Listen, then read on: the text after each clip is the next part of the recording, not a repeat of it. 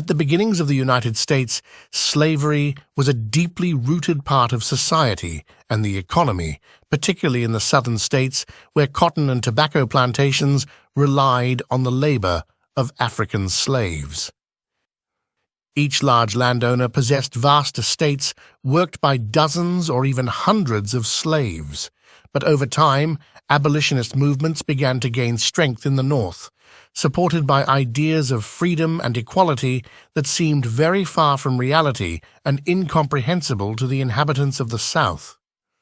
The tension between the North, opposed to slavery, and the South, attached to this institution, exploded in the year 1861 during the American Civil War, one of the deadliest conflicts in American history. In the midst of the war, President Abraham Lincoln proclaimed, on the 1st of January 1863, the Emancipation Proclamation, which declared the liberation of all slaves in the rebellious southern states. It was a major political and military decision, but it did not immediately bring slavery to an end.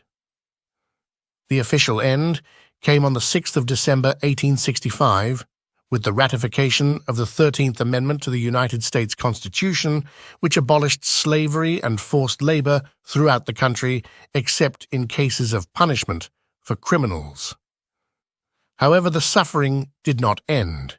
Slavery was followed by systems of racial segregation and the so-called Jim Crow laws, which deprived black people of their rights for decades. The abolition of slavery in America represented a historic victory for humanity, but it also marked the beginning of a long struggle to achieve equal rights between black and white citizens. It is enough to imagine that the right to vote was not effectively granted to black people until the year 1965. Finally, if you enjoyed the video, give us a like and check out one of the 2 videos shown on the screen.